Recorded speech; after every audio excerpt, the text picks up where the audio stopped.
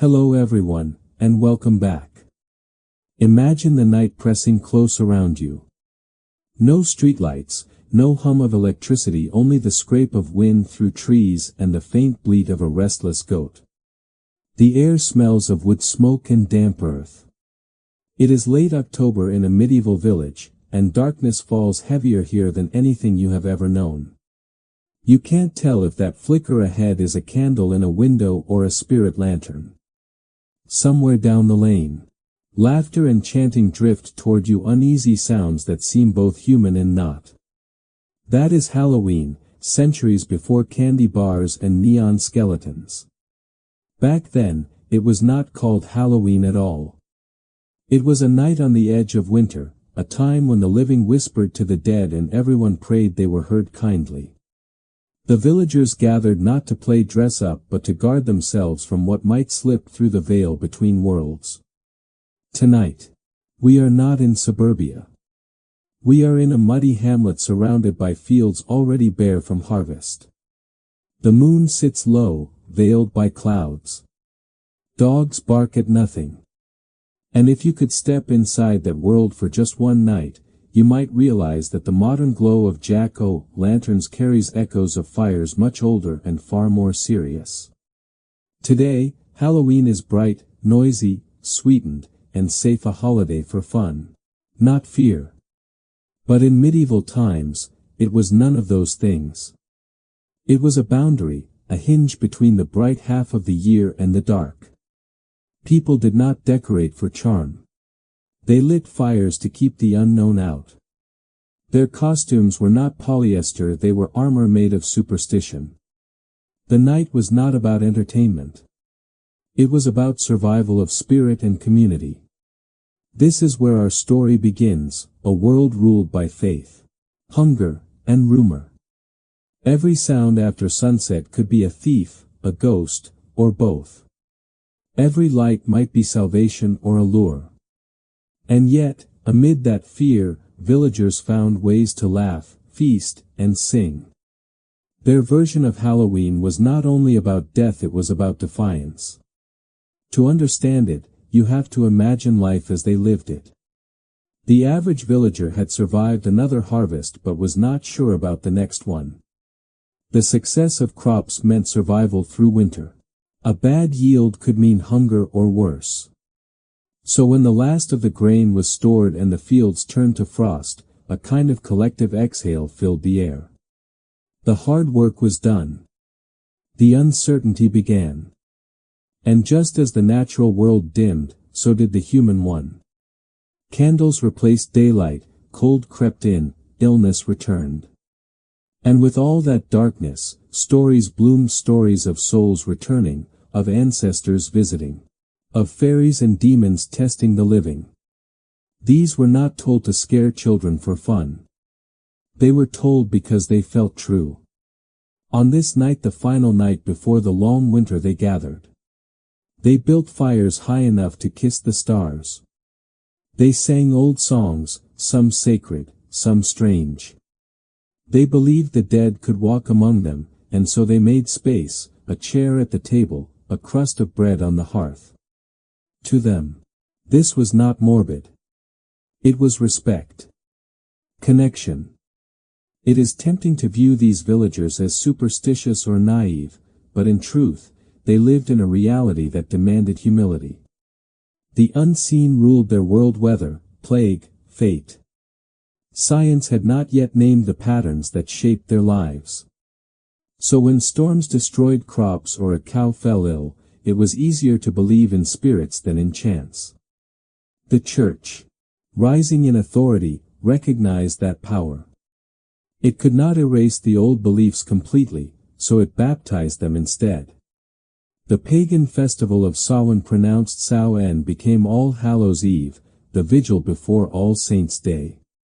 And suddenly, the night that once belonged to wandering spirits belonged also to prayers for souls in purgatory.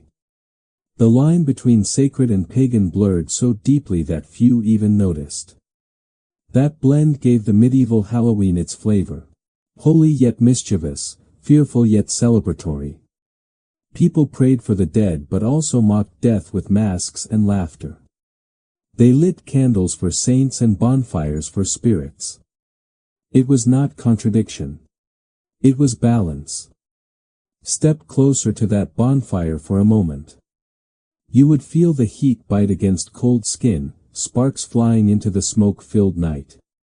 The sound of singing would come and go with the wind. Someone plays a rough pipe. Dogs circle the edge, whining. The faces around the flames are marked with soot and laughter lines. Children dart between adults, waving carved turnips instead of pumpkins. Their tiny lanterns glow with tallow candles, the light trembling with every gust. The smell of roasted parsnip and ale thickens the air. It is not a party, it is survival dressed as ritual. Every element meant something. The fire purified. The food honored the dead. The masks protected. The songs remembered. Together, they built a fragile bubble of warmth in a cold and uncertain world. But under that warmth lived unease. Villagers believed that on this night, the boundary between worlds was thin. The dead could visit, yes, but so could other things. Mischievous spirits, wandering souls, the fair folk from the old hills. Some stories warned against looking out a window after midnight. Others said to carry iron in your pocket or to never walk home alone. Imagine walking back from the bonfire to your cottage. The road is narrow, the trees claw the sky.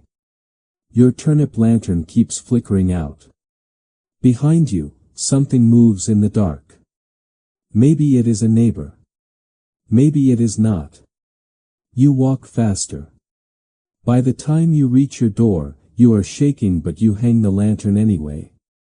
It is what your mother did. It is what her mother did. Tradition is comfort. And that is what made medieval Halloween powerful, not fear, but togetherness. Every family in the village took part in some way, baking, singing, tending fires. The line between the living and the dead might blur, but so did the one between rich and poor. For one night, everyone gathered around the same flame. It was not just symbolic warmth. It was practical survival. Fire kept away wolves and worse. Song kept spirits, human or otherwise, at bay. Sharing food reminded people they were not alone. In a world where famine and illness could strike any winter, that kind of unity mattered as much as faith. The laughter, the noise, the flicker of light, those were not indulgence. They were resistance. A way to say, we are still here. Fast forward centuries later. Electric lights hum, costumes glow in synthetic fabric, candy pours from factory molds.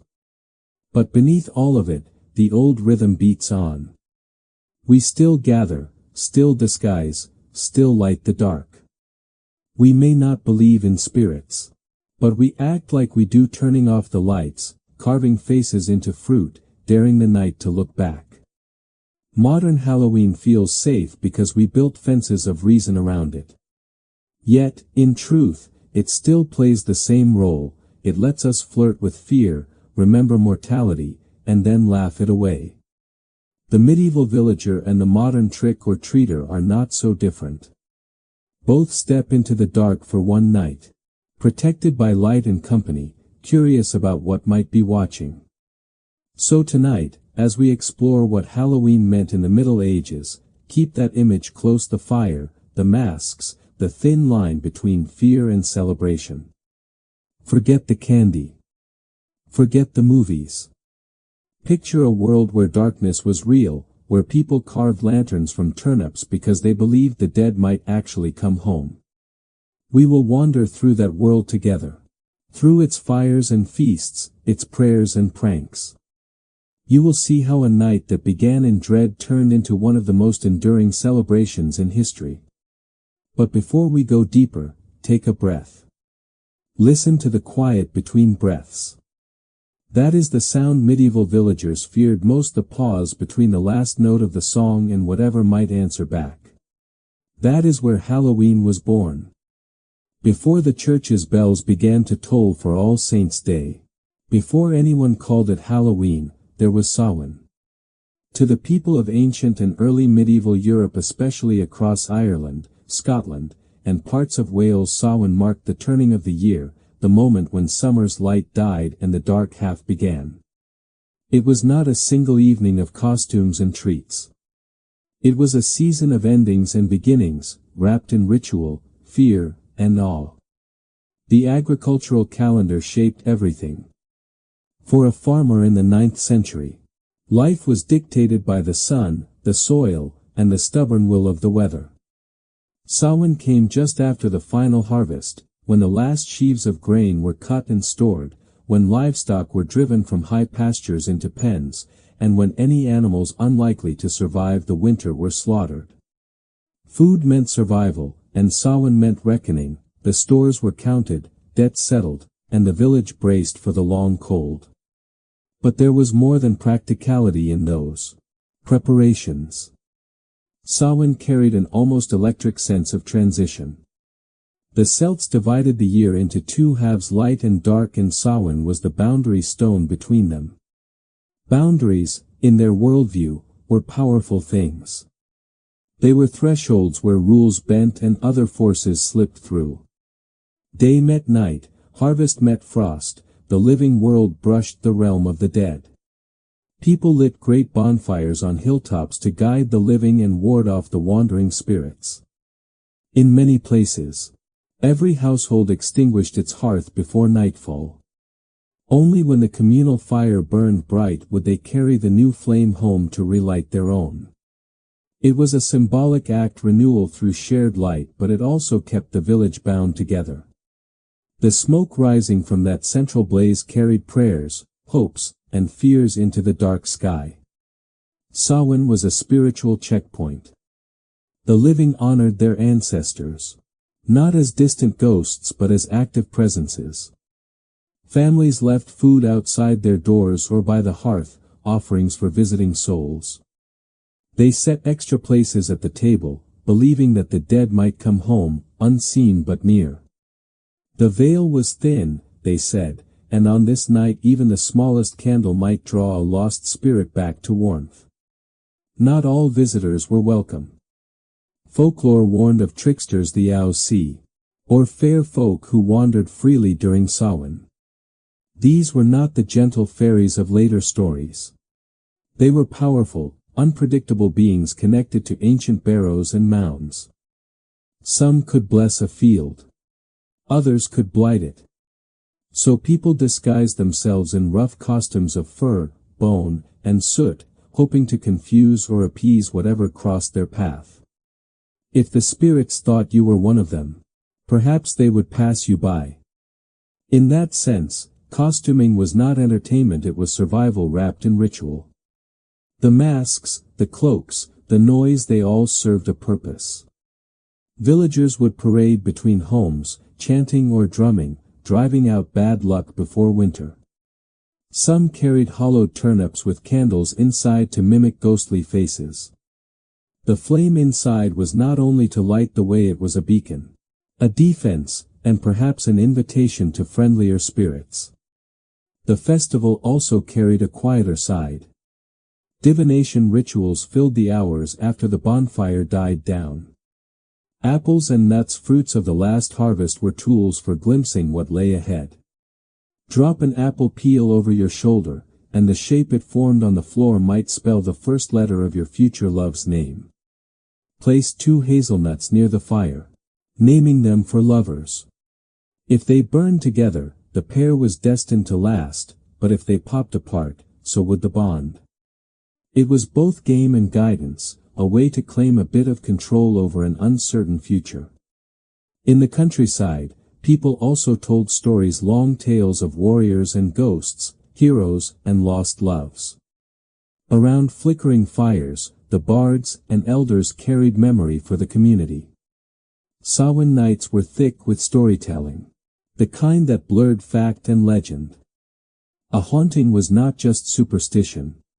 It was a way to explain the strange weight of the season, the chill that seemed to breathe against your neck when you stepped outside alone. To modern ears, much of this sounds mystical, even romantic, but to the medieval mind it was simply part of living. The dead were not gone. They were neighbors in another realm. Samhain was a handshake across that boundary. It offered reassurance that the world was still connected, that the cycles of light and dark, birth and decay, would continue. When Christianity spread through Celtic lands, it faced a problem: Samhain was too deeply rooted to erase. Missionaries saw that these firelit gatherings and offerings for the dead carried moral weight for the people, so instead of forbidding them outright, the Church reframed them. In the 8th century, Pope Gregory III established All Saints' Day on November 1st, a feast to honor every holy person who had entered heaven. The evening before naturally became All Hallows Eve. Over time, the new feast did not destroy Samhain. It absorbed it. Villagers now prayed for the souls of Christian dead alongside their older customs. The fires still burned, but priests blessed them. The offerings remained, but the prayers changed language. That blending marked the birth of medieval Halloween. The spiritual logic stayed intact. A night of thresholds, a time to honor the dead, and a moment of communal protection against whatever roamed the dark. Yet the symbols evolved. Turnips and coals gave way, centuries later, to pumpkins and candles. The chants turned to songs for soul cakes. Even the timing October 31st to November 2nd mirrored the original 3-day Samhain period. In those centuries, you could stand in a village square and feel the layering of belief. The church bells called for vespers. While beyond the walls, villagers kindled hilltop fires as their ancestors had. Both acts were prayers. Both spoke to the same hunger, to feel safe at the edge of the unknown. What is striking about Samhain is how practical and poetic it was at once. It acknowledged fear but refused to surrender to it. People faced death not by pretending it did not exist, but by inviting it to the table, feeding it, and sending it back satisfied. There was humility in that, and acceptance that life and death were part of the same rhythm. Imagine again the night wind sweeping across harvested fields, carrying the scent of peat smoke. Families cluster inside timber houses, the fire low, the door barred but the hearth offering a faint, steady glow. Outside, somewhere beyond the trees, the embers of the communal bonfire still burn. The darkness feels almost alive. A mother whispers a prayer for her ancestors. A child holds a carved turnip and watches the candlelight dance. In that small circle of warmth, belief is not abstract. It is survival, culture, comfort all woven together. This is the foundation on which medieval Halloween would stand. When villagers of later centuries gathered to light bonfires, wear masks, and give out soul cakes, they were echoing gestures far older than their churches. Older even than their languages. Samhain's bones were still there beneath the Christian robes. The medieval celebration simply dressed them anew. So when we speak of Halloween's origins, it is not just a history of pumpkins and ghosts. It is the story of how people, living on the knife edge between harvest and hunger, used ritual to make sense of fear. Samhain taught them that endings are beginnings. That darkness can be honored, and that the living are never truly alone. And though centuries have passed, the instinct remains. We still gather as the year dies. We still light the dark. We still laugh in the face of uncertainty, carrying our little flames against the vast night just as they did at Samhain. When Christianity began spreading across the old Celtic and Anglo-Saxon lands, it did not sweep in like a hammer destroying what came before. It crept in softly, step by step, wrapping itself around existing customs until the old and new became impossible to tell apart. The people of those early medieval villages did not suddenly stop believing in the old gods, nor did they easily give up the fires that had warmed their ancestors at Samhain. Instead, they carried their traditions into a new faith, reshaping them just enough to fit under a Christian sky. That process, part diplomacy, part survival, gave birth to the version of Halloween the medieval world would come to know, half sacred, half superstitious, a night where saints and spirits shared the same firelight. When the church looked north and west from Rome, it saw peoples deeply attached to their festivals, particularly those tied to the turning of the seasons. Banning them outright risked rebellion or quiet disobedience. Instead, missionaries learned to translate symbols rather than erase them. Fire became light from God. Feasts became offerings of thanksgiving. Prayers to ancestors became prayers for souls in purgatory. The pattern was simple: baptize what could be baptized, sanctify what could not, and let the people keep the rhythm that held their world together. By the 7th and 8th centuries, the Christian calendar began absorbing the pagan one. Pope Boniface IV had dedicated the Pantheon in Rome to the Virgin Mary and all martyrs in the year 609, establishing a feast for all saints. Later, Pope Gregory III moved that feast to November 1st. The logic was clear: if you can't stop people from celebrating Samhain, move your feast beside it, and soon the two will merge. The day after the pagan festival became All Saints' Day, and the night before October 31st became All Hallows' Eve. Over time, that name softened, slurred, and settled into Halloween. To the villagers of medieval Europe, this shift was not a dramatic theological revelation. It was practical continuity. They still gathered by firelight. They still offered bread and prayers. Only now, the prayers carried new words and a new hierarchy. Where once they had left food for wandering ancestors, now they baked soul cakes to offer for departed Christian souls. Children and beggars moved from house to house, receiving these small cakes in exchange for promises of prayer.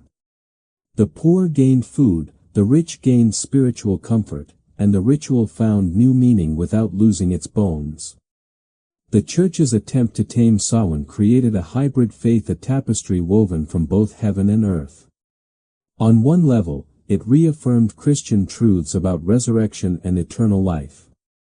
On another, it quietly preserved the pagan sense of cyclical renewal, the turning of seasons, the thinness of the veil between worlds. In monasteries, monks prayed for the saints and martyrs. In villages, farmers still whispered to their dead by the hearth. The two acts might have looked different, but they were rooted in the same human need, to feel that life and death belonged to a single story. In that blending, symbolism mattered more than doctrine. Fire, once the heart of Samhain, remained central. Priests blessed bonfires instead of condemning them. The flame now stood not as a ward against spirits but as a sign of divine presence. People carried blessed embers home to reignite their hearths, linking their households to the sacred flame of the community. And when bells rang on the morning of November 1st, they echoed through smoky valleys where the fires still smoldered, marking not a clash of religions but a shared act of remembrance. The medieval imagination was skilled at holding contradictions. A peasant could fear ghosts yet pray to saints with the same breath. The dead were both dangerous and holy, restless and deserving of compassion. All Hallows' Eve sat precisely at that intersection, the Church's insistence on salvation meeting the villagers' instinct to honor the unseen. And that duality gave the holiday its strange, magnetic power. In one village, the priest might lead a procession to the churchyard, chanting Latin hymns for the faithful departed. A few hours later, the same villagers' robes exchanged for rags or animal skins might roam the lanes singing for soul cakes. To modern eyes, it looks like contradiction. To them, it was completeness. The sacred and the playful, the serious and the absurd, belonged to the same night. The church did not entirely approve of the chaos. Of course. Ecclesiastical records from England and France occasionally scolded parishioners for turning holy vigils into revelry. But the clergy knew better than to crush custom entirely.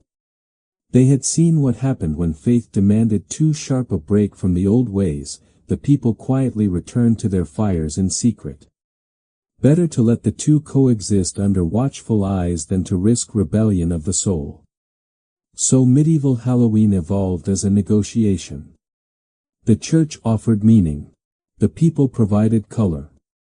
All Saints' Day gave structure. Samhain gave heart. The calendar became theology. You could touch flame, bread, and smoke instead of ink on parchment.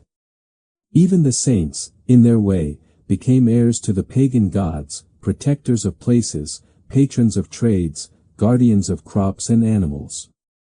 In the medieval village, St. Bridget's feast still carried the glow of the old Celtic goddess Bridget.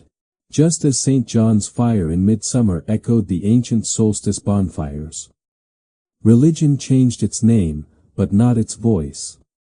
By the High Middle Ages, this fusion defined daily life.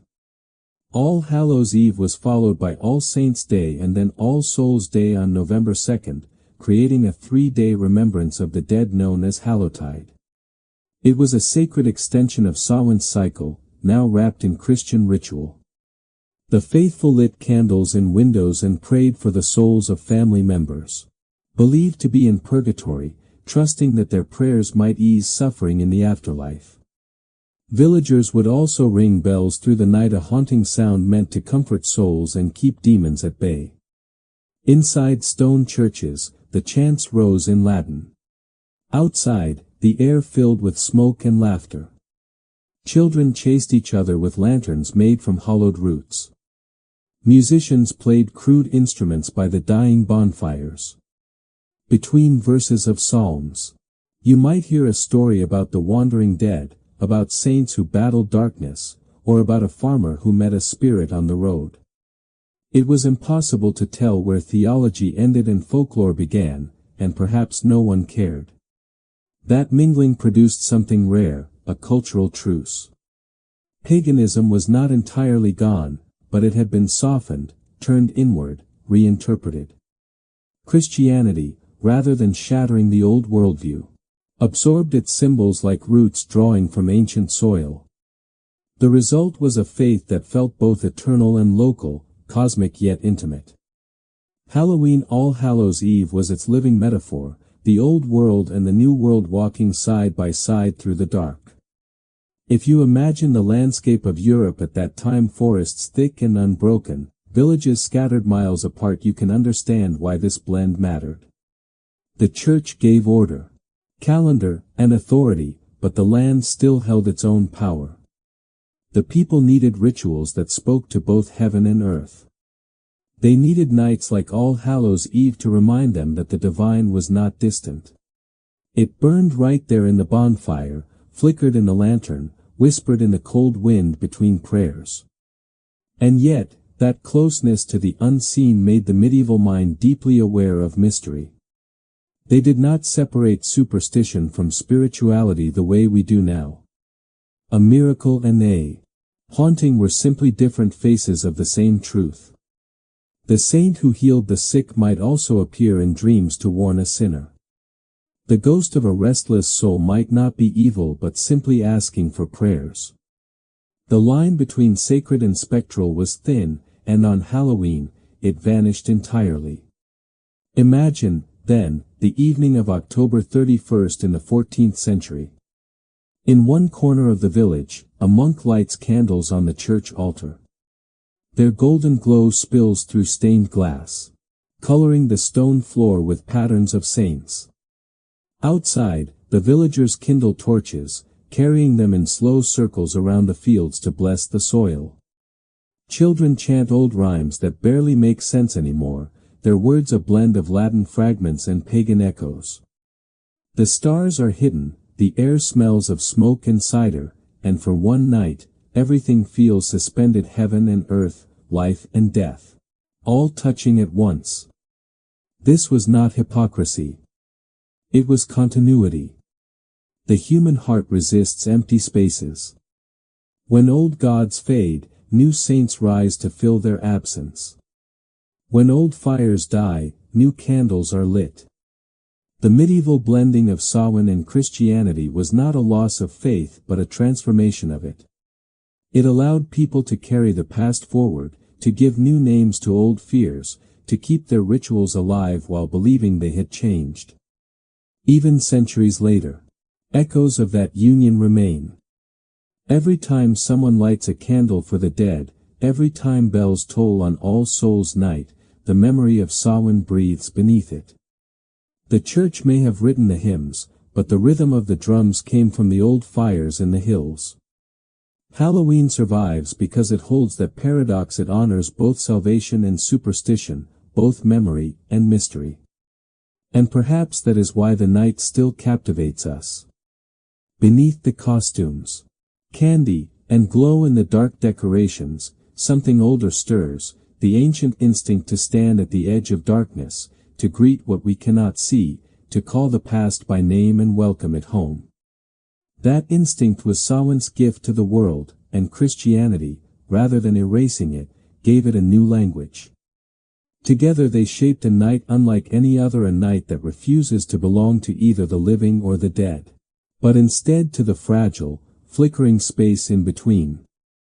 The heart of medieval Halloween truly pulsed in the fire. Not a single blaze, but hundreds across hills, valleys, and open fields, each one breathing warmth into a world that feared the dark. Fire was more than illumination, it was protection, purification, and communication. In an age when the night seemed alive with danger and imagination alike, the bonfire became a singular act of defiance. It called the community together, fed the spirit of the village, and sent smoke spiraling into a sky crowded with unseen souls. As October's last light waned, villagers gathered what they called the winter wood. The work was communal. Children dragged sticks twice their size, men hoisted logs, women carried bundles of straw and dry thatch. By twilight, a mound of wood rose in each village, green or hilltop, like a living altar. Building the fire was as meaningful as its burning work, prayer, and promise entwined. When the spark finally caught, cheers erupted. Flames licked the sky, climbing higher than rooftops, signaling that Samhain, or, later, All Hallows Eve had begun. Faces glowed half-lit, half-shadowed, equalized by the firelight, peasants, clergy, and travelers alike. The fire's symbolism was ancient. For pagans, it connected earthly and divine realms. It purified the living, offered warmth to wandering souls, and repelled evil. Early Christians adapted this easily. Fire became the light of God, banishing darkness. Regardless of belief, fire stood for renewal. Some villages had twin fires. People passed between them for blessing. Others tossed bones of slaughtered livestock into the flames, symbolically completing the harvest. The crackle of burning bones gave these fires their Old English name, bone fire, which later became bonfire. Smaller rituals played out around the edges. Women murmured charms for fertility. Farmers tossed the first handful of winter grain into the blaze. Travelers traced the sign of the cross before stepping through the smoke. No single ceremony existed. Each village followed its inherited gestures. The church might not have sanctioned all of it, but tolerated what it could not erase. The people needed their fire, and no sermon could burn brighter than that. When the bonfire reached its peak, games began. Courage was tested as young men leapt through the outer flames. Couples jumped together, hoping to bind their fates. Children tossed nutshells into the fire. If a shell burned bright, health was promised. If it sputtered, misfortune loomed. Superstition was intertwined with hope. The flames acted as a living oracle, inscribing wishes into the night. When the fire settled into embers, quiet descended. People offered tokens, herbs, bread, locks of hair thrown into the embers in silence. Each gesture was both offering and farewell, soothing spirits and ensuring future prosperity. The bonfire's ashes held lasting power.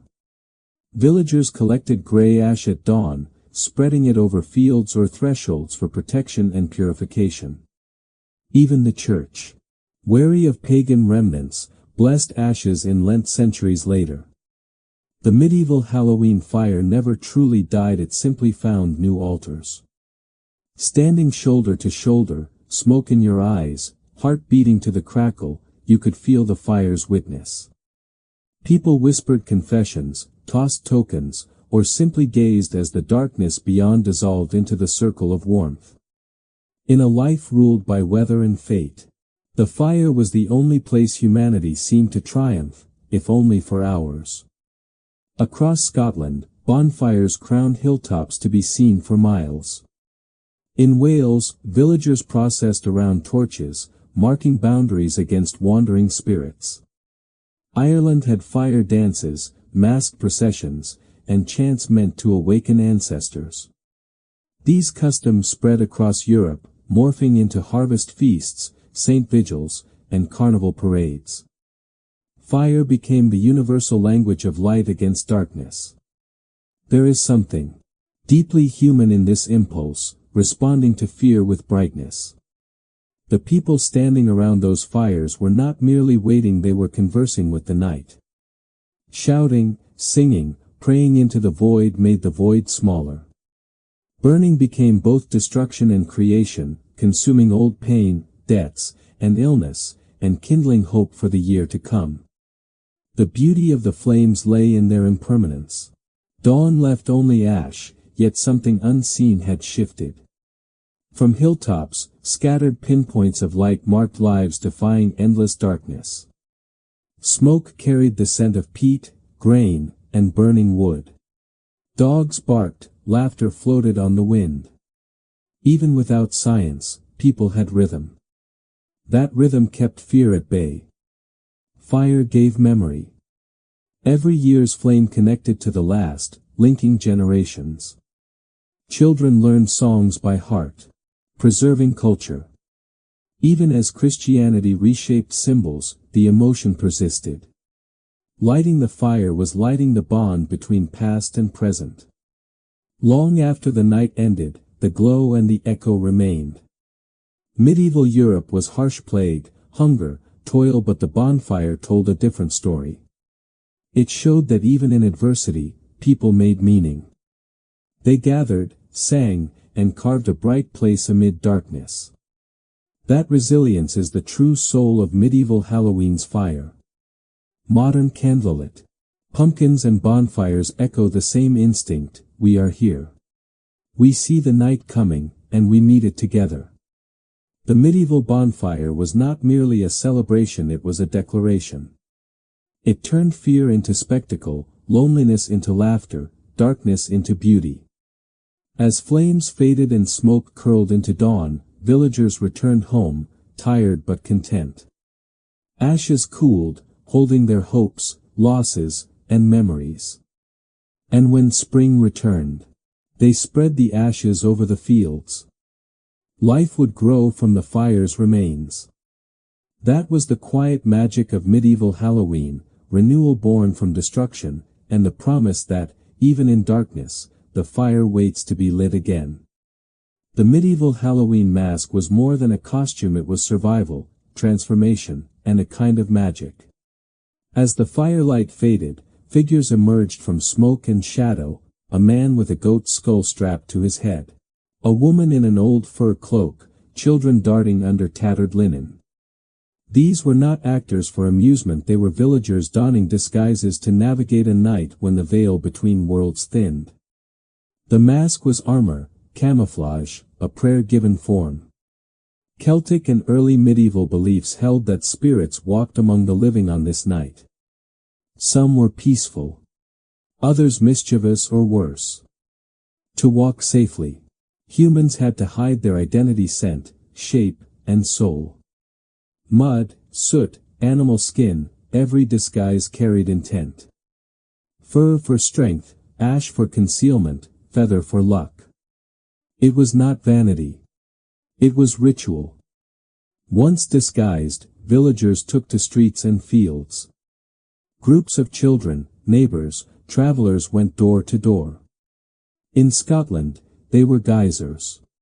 In England, souling bands. Some chanted prayers for souls. Others demanded cakes or ale with mock threats. Rough verses carried remnants of pagan hymns, folded into Christian refrains. Inside a cottage, a group might sing. A soul cake, a soul cake. Pray you good mistress, a soul cake. 1 for Peter, 2 for Paul. 3 for him who saved us all. The household gave spiced cakes marked with crosses. The visitors vanished, lanterns bobbing, faces grinning behind masks. The mask carried deeper power. For one night. Peasants could mock priests, widows could laugh in death's face, children could claim respect. Disguise leveled society, offered voice and courage. It was both rebellion and release. Yet it remained sacred, masking acknowledged mystery and the unseen. The church sometimes condemned these disguises, fearing demonic invitations. Other times, priests tolerated them as mummers' plays or morality tales. Saints and sinners were acted out. Christian lessons danced with echoes of pagan ritual. Some costumes were absurd stags, bears, birds, wise women, witches blending reverence and ridicule. The ambiguity was intentional. The line between prayer, prank, warning, or joke was thin. This tradition spread across Europe, Perchtenlauf in Germany, beet and turnip lanterns in France, mumming in Ireland. Different lands, same ritual core, disguise. Door, gift, laughter. Beneath the noise lay a deeper lesson: identity is fluid. For one night, anyone could be more than themselves. In a rigid medieval society, masks offered freedom, theater, and agency. As the night wore on, disguises grew wilder.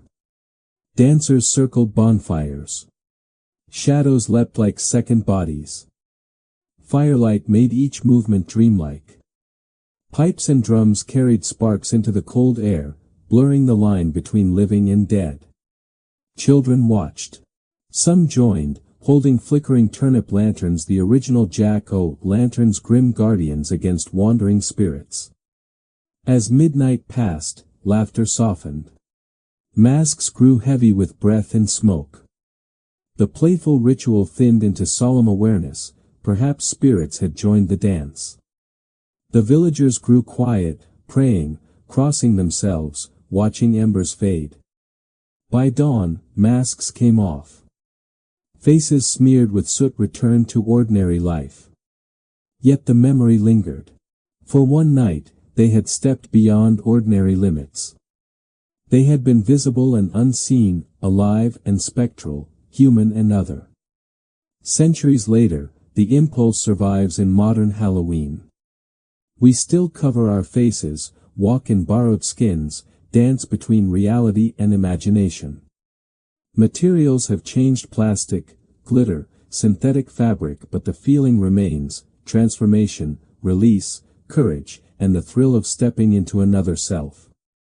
The mask whispers the old magic. Fear can be faced, the unknown navigated, identity explored. Medieval villagers understood instinctively: to dress as a spirit was to become one, if only until dawn, when masks slipped and the world turned ordinary again. As the church folded Samhain's wild bonfires into the calendar of saints, another custom took shape among the villages and narrow streets of medieval Europe, a quieter ritual, yet just as haunting. It was called souling. The name sounds humble, almost gentle, but its roots reached deep into both faith and hunger. On All Hallows Eve, and through the days that followed, people, mostly the poor, the young, and the wandering, went door to door offering prayers for the dead. In return, they were given small round cakes, warm from the hearth and spiced with nutmeg, cinnamon, or honey. They were called soul cakes. At first glance, it might sound like charity disguised as custom. But to those who took part, souling was sacred exchange. The cakes were not just food, they were spiritual currency, meant to ease souls from purgatory into peace. Each bite, each prayer, was believed to shorten a loved one's suffering in the afterlife. The practice grew out of the Church's teaching on All Souls' Day, yet its rhythm still pulsed with the heartbeat of older, pre-Christian traditions. It was the village's way of feeding both the living and the dead. Picture a narrow lane on a cold October night. Smoke curls from thatched roofs, carrying the scent of peat and bread. Somewhere a bell tolls, muffled by fog. From the darkness come voices high, uneven, young. A group of children in patched tunics approach a cottage, their faces blackened with soot, their hands clutching small wooden lanterns. They knock once, twice. The door creaks open, spilling firelight into the mist. The eldest child recites the old rhyme. A soul. A soul, a soul cake please. For a house of God and charity's sake. 1 for Peter, 2 for Paul. 3 for him who saved us all. The woman at the door nods, places 3 small cakes into a cloth bag, and crosses herself. For my husband, she whispers. Say a prayer for him. The children bow, murmur a few words of blessing, and move on. Behind them, the darkness swallows their footsteps. The exchange has lasted less than a minute. But it carries the weight of eternity, a transaction between worlds. Souling blurred the boundaries between almsgiving and remembrance, between ritual and survival. In an age when poverty was widespread, every crumb mattered. For children, orphans, and beggars, souling was both devotion and dinner. Some went out of genuine piety, others for the promise of a meal, but in truth, the two motives were inseparable. Faith, hunger, and hope walked side by side. In some places, it was not just children who went souling. Bands of young men and women, sometimes wearing masks or carrying musical instruments, traveled from village to village, singing hymns and offering blessings for each home they visited. Their melodies echoed through the night, mingling with the smell of damp leaves and burning wood. It must have been eerie, beautiful, and a little unsettling, the living wandering through the dark, calling out to the dead in song. The songs themselves varied by region, passed down by memory rather than ink. In England, some verses sounded cheerful, even teasing. In Ireland, they carried the mournful tone of keening, the traditional lament for the dead. In Wales, the songs sometimes blended into storytelling tales of saints, ghosts, or miracles. But beneath every version was the same heartbeat, remembrance, generosity, and the belief that kindness could bridge the gap between the living and the departed. The cakes were simple but symbolic. Round like the sun, marked with a cross, they represented the eternal cycle of life, death, and resurrection. Baked with raisins or spices, they carried warmth into the cold season. Some historians suggest they were descendants of the ancient breads offered to gods or ancestors during harvest feasts. Others see them as the Church's clever adaptation, a holy version of older, more pagan offerings. Either way, the meaning endured: feed the body, feed the soul. Sometimes the custom expanded beyond food. In a few regions, householders gave apples, nuts, or coins. Those with nothing to spare might simply offer a blessing at the door. What mattered most was participation, the shared acknowledgement that the world of the dead still touched the living. Souling made that connection tangible, edible, and audible. Every door opened was a small act of faith that community could outlast mortality. Alongside souling, another tradition evolved: guising. If souling was prayer, guising was play. It took the same door-to-door rhythm but replaced solemn prayers with tricks, songs, and jokes. The geysers disguised themselves, hence the name, with soot, rags, or crude masks, pretending to be spirits, devils, or wandering saints. They might sing or perform a short skit, then demand a treat in return. The unspoken rule was simple: those who gave would be blessed. Those who refused risked mischief. The two customs often overlapped, feeding each other's energy. Some geysers genuinely prayed for the dead between pranks. Some solars slipped jokes into their songs. In villages where everyone knew everyone else, the line between reverence and mischief blurred easily. What began as ritual remembrance became a night of community theater, half sermon, half carnival. Medieval chroniclers, especially churchmen, recorded these customs with mixed feelings. Some praised them as pious acts of charity.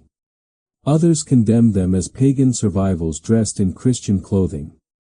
A few complained about drunkenness or disorder, villagers turning sacred observance into noisy festivity.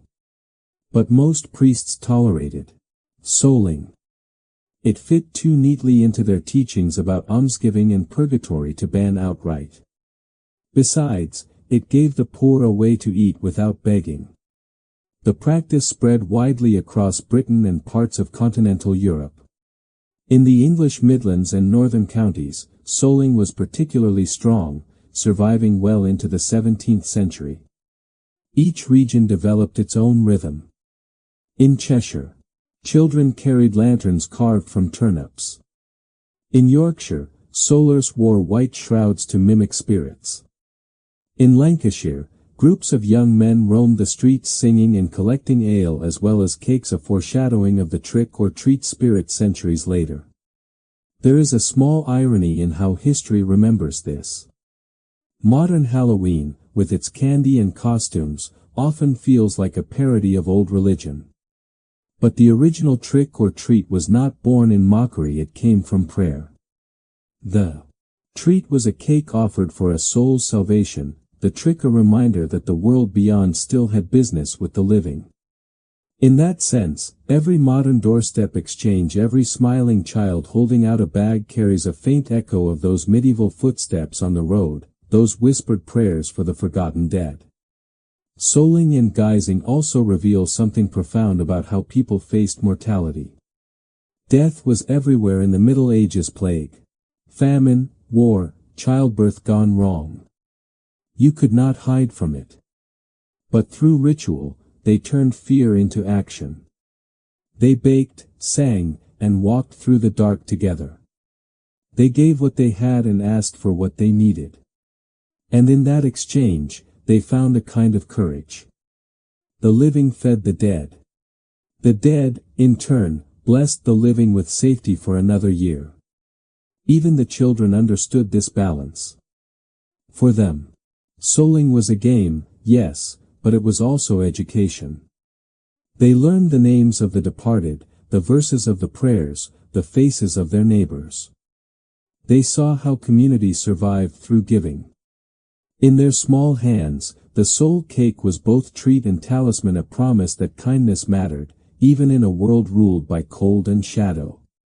By dawn, the lanes would be quiet again. The solars and geysers returned home, tired and full, their voices hoarse from singing. In some homes, a candle still burned in the window, a light for the souls still wandering. The fire's embers glowed faintly, a last reminder that life persisted. Somewhere in the smoky distance, a church bell rang for morning mass. Another night between worlds had passed safely.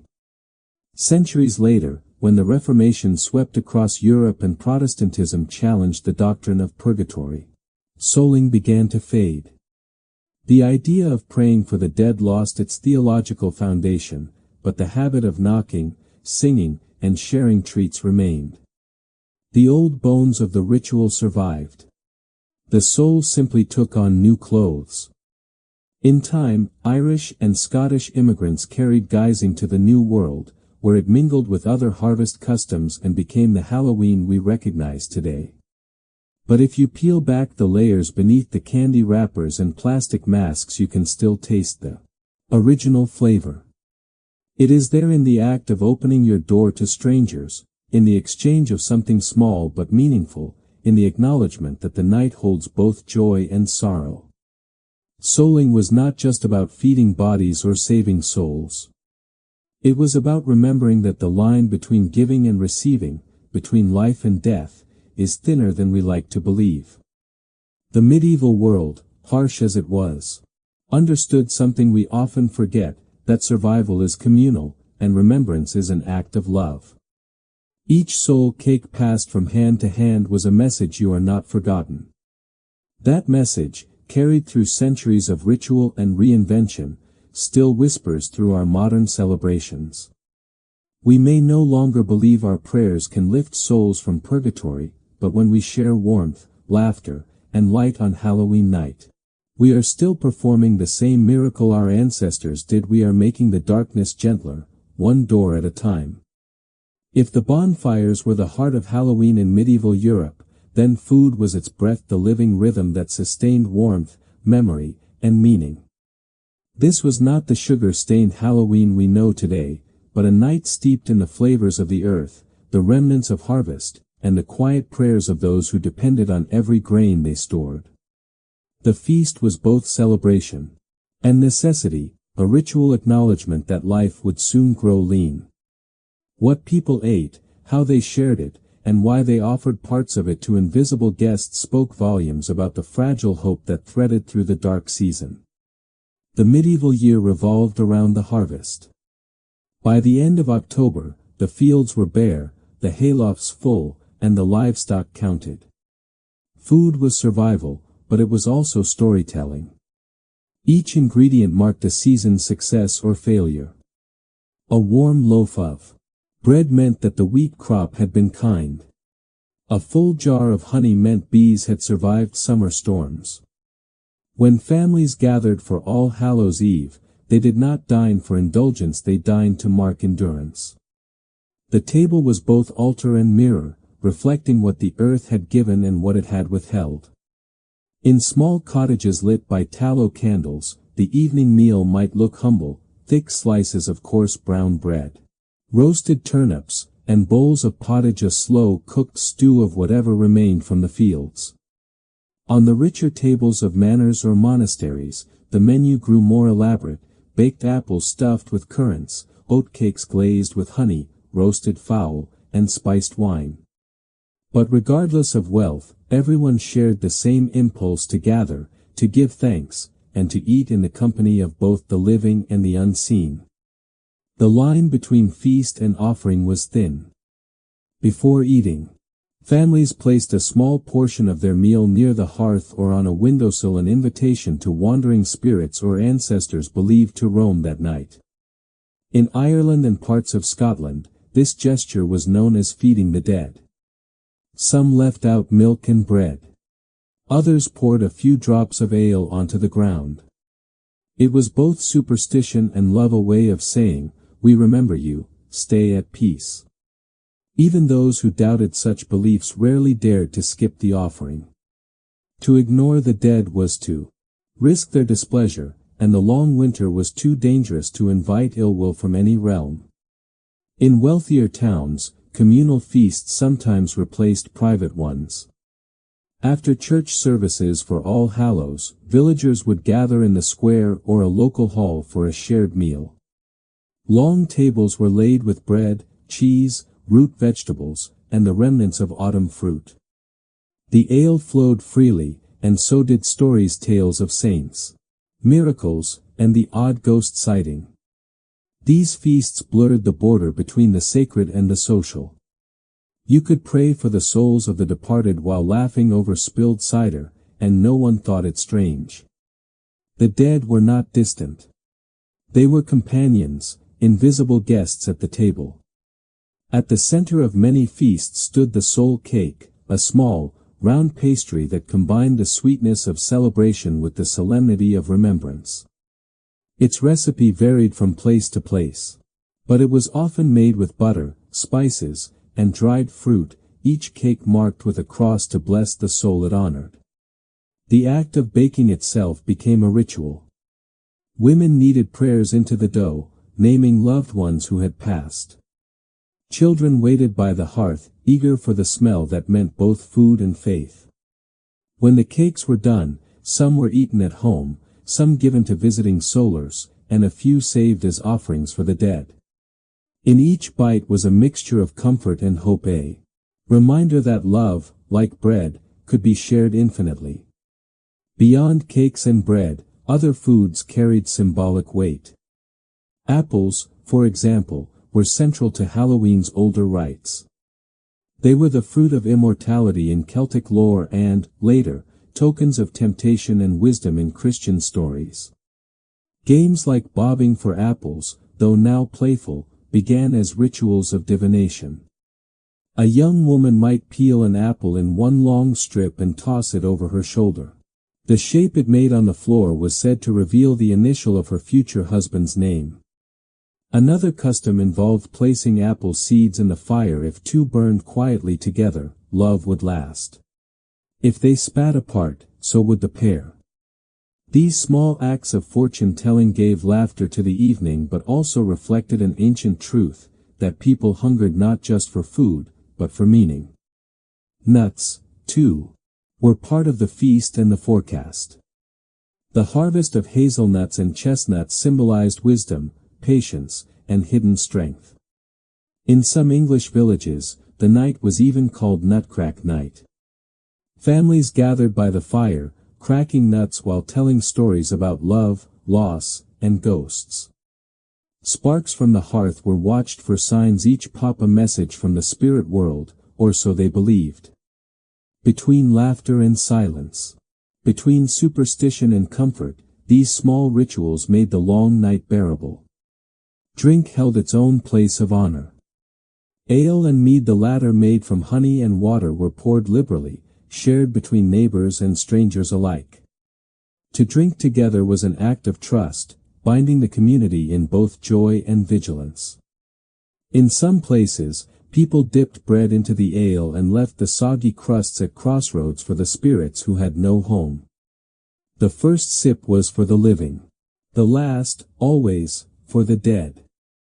Feasting was not only about food, it was about sound. The crackle of fire, the hum of conversation, the creak of wood under shifting bodies, the distant toll of the church bell all merged into a symphony of survival. Outside, the wind howled through trees, rattling shutters. Inside, the warmth of shared breath and full stomachs created an island of light. Every bite, every story, was a small defiance against the cold creeping in from beyond the walls. In monasteries and great halls, the tone was more restrained but equally meaningful. Monks chanted psalms over their meals, giving thanks for the harvest and praying for the souls of patrons and benefactors. Nobles held formal suppers where musicians played soft airs between courses. Even here, though, the shadow of Samhain lingered. Candles burned in windows to guide souls. Extra seats were set at long tables for unseen guests. The division between faith and folklore, between religion and ritual, was a line no one cared to draw too sharply. Feasting also carried a moral dimension. To share food was to practice charity, one of the church's central virtues. The poor, who might otherwise go hungry through winter, were often invited to join in or given leftovers. In many parishes, it became custom to bake extra loaves to distribute among those in need, the act sanctified as almsgiving for the souls of the departed. Thus, eating became an act of mercy, not just appetite. The very rhythm of the feast reminded everyone that fortune was fleeting, that a full table one year might be empty the next. And yet, beneath the solemnity, joy thrived. People danced after the meal, stomping their feet to keep warm, clapping to the rhythm of fiddles and pipes. The children chased each other between benches, their laughter bright against the dark. Couples slipped away into the fields, whispering secrets while the moon hid behind clouds. For all its spiritual weight, Halloween's feast was not morbid. It was alive, a celebration of endurance, of warmth wrestled from the jaws of winter. By the end of the night, bellies were full, the ale gone, and the fires burning low. The last crumbs of bread were thrown into the flames with murmured prayers. The villagers stepped outside, the cold biting their faces, but they felt lighter. The feast had done its work.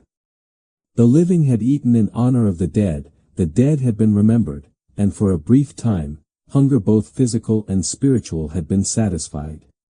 The next morning, ashes from the hearth were swept up carefully. Some were scattered in the fields as blessing. Others rubbed onto doorframes for luck. The cycle continued. Each year, the feast repeated, evolving, blending with new customs and beliefs. And though the details changed, the ingredients, the prayers, the names, the core remained: food as memory, food as faith, food as fire against the cold. Even now, when Halloween means candy wrappers and processed sweetness, traces of that older feast remain.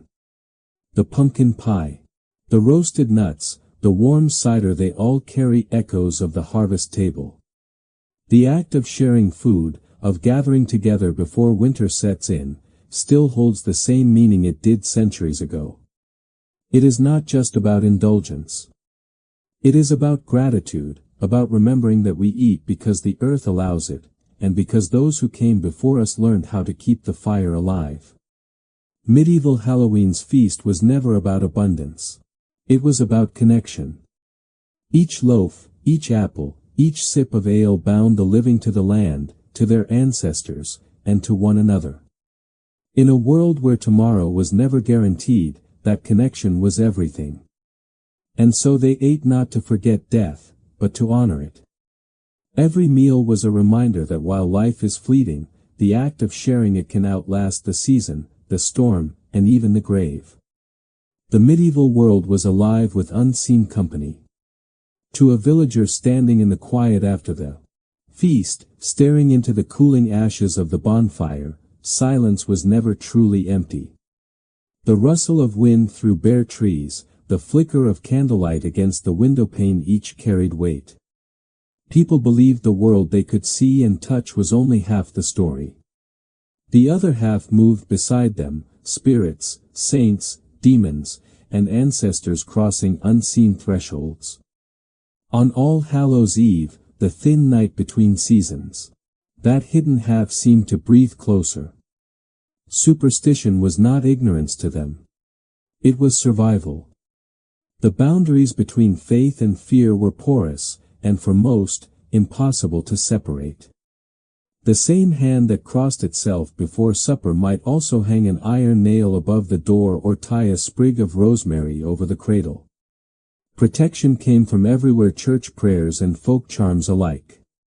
When the church declared October 31st the Vigil of All Saints, it was naming what the people already felt, that this night belonged to those who had died, and to the mysteries that surrounded them.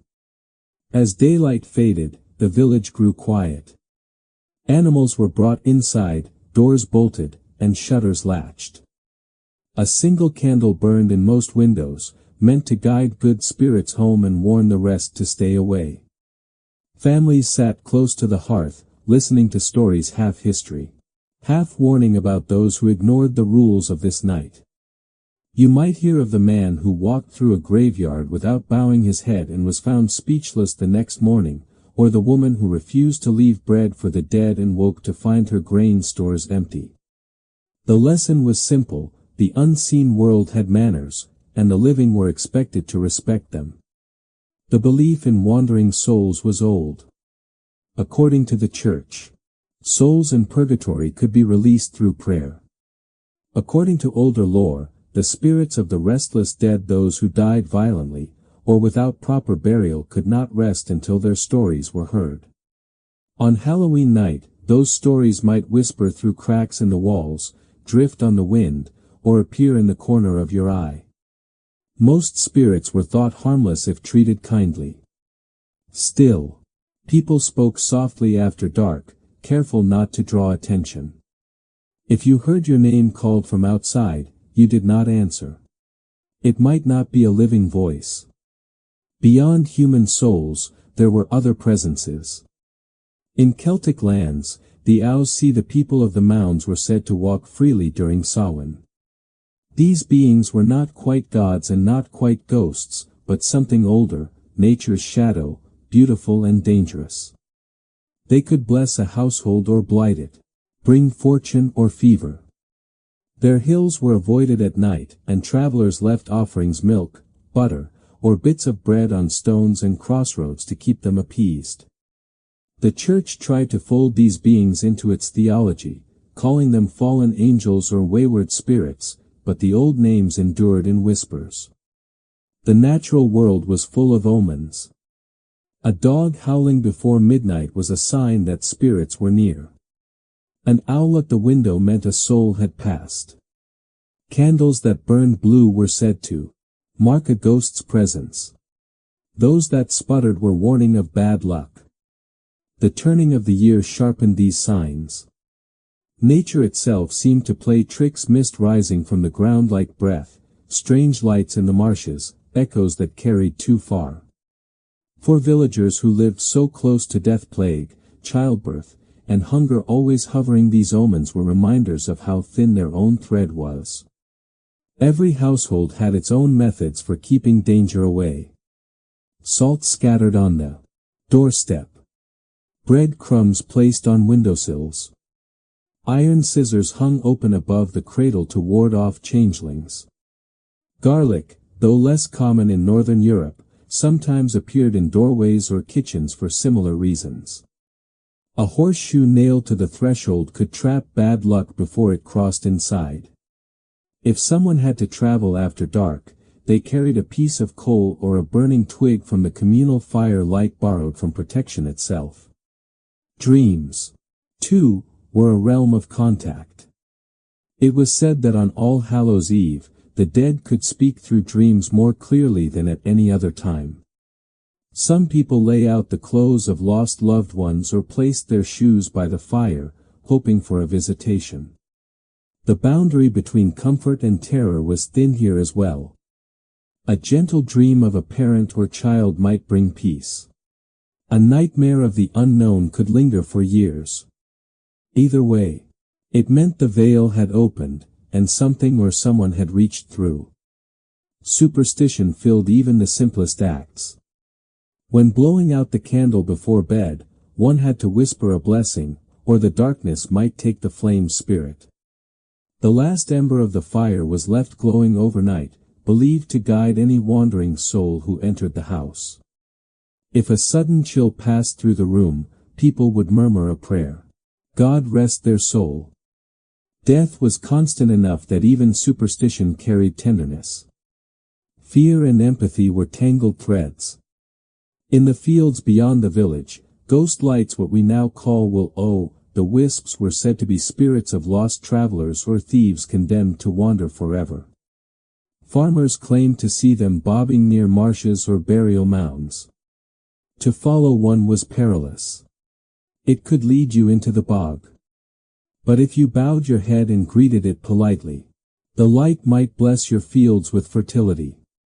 Medieval people did not see such phenomena as tricks of physics. They were moral stories written in flame, reflections of their own conscience dancing in the dark.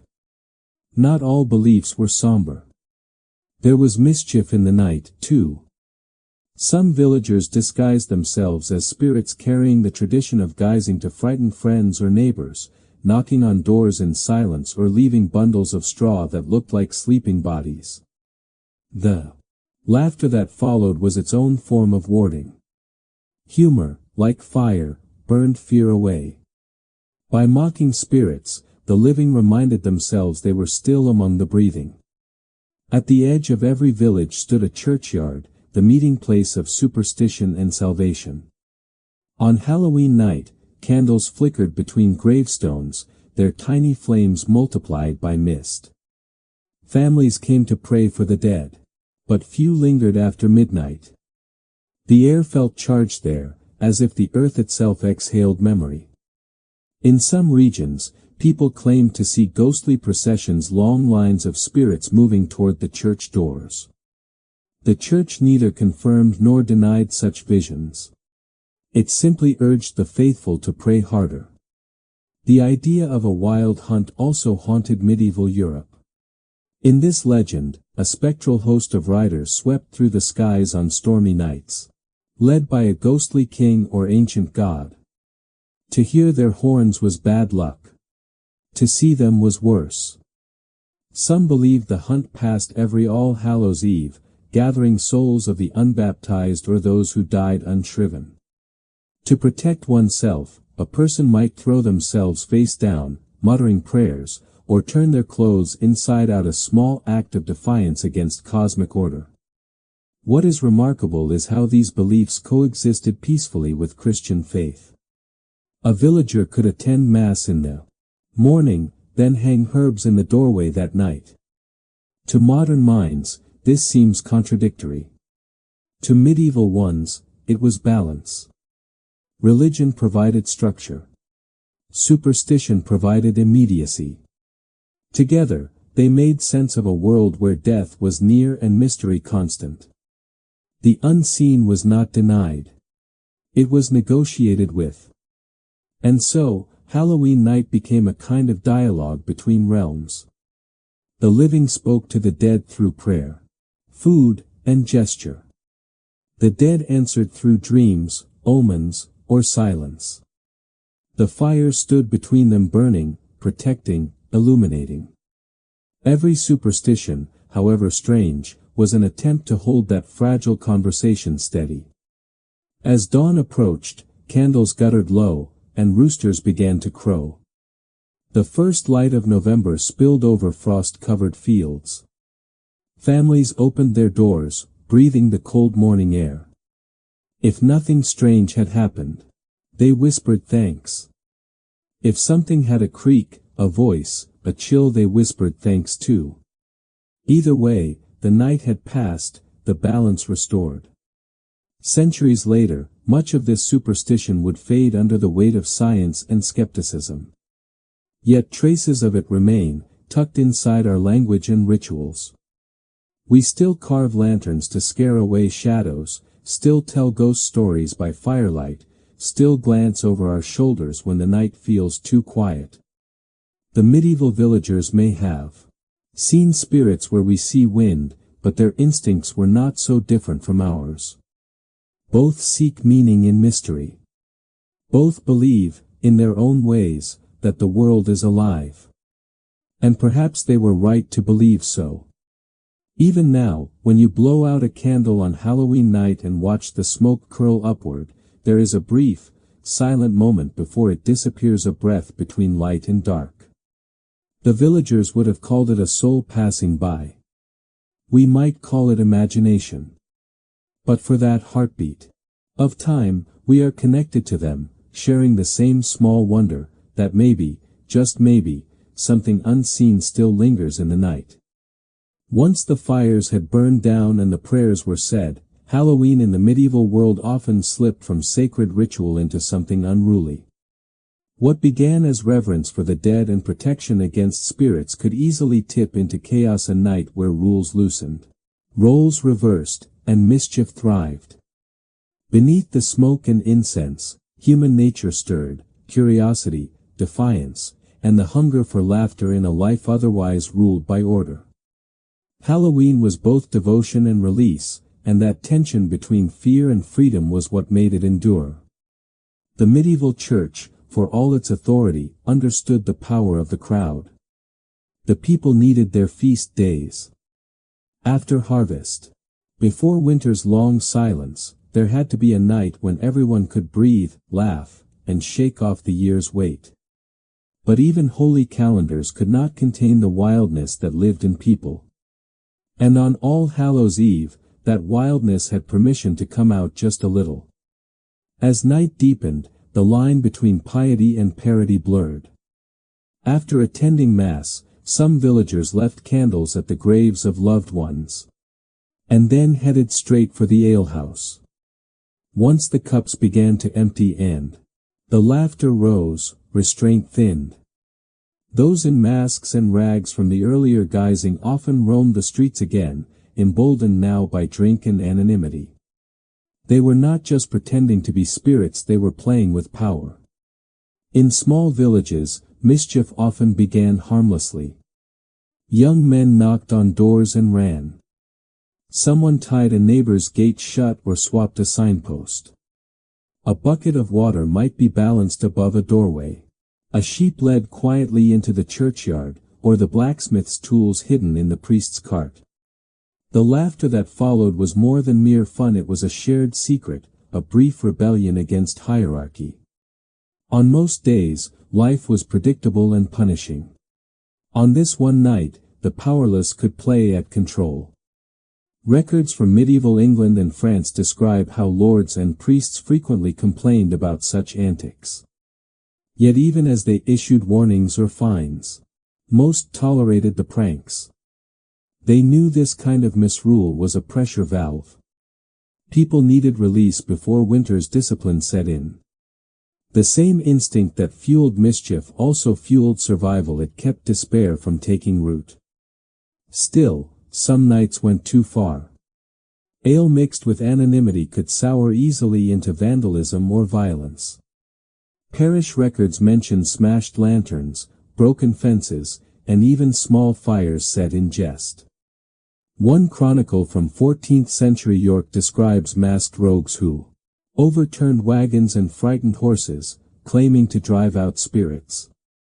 The line between ritual cleansing and riot was dangerously thin. For this reason, town councils occasionally issued edicts before All Hallows, banning masks after curfew or forbidding bonfires within city walls.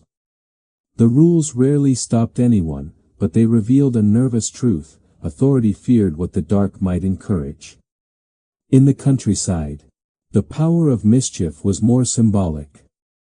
Many of the acts carried echoes of older fertility rituals or harvest games, farmers moving tools, young couples stealing apples from neighboring orchards, children knocking on doors and chanting nonsense songs. To those who joined in, it was not rebellion so much as participation in the old rhythm of the year. Order and disorder took turns.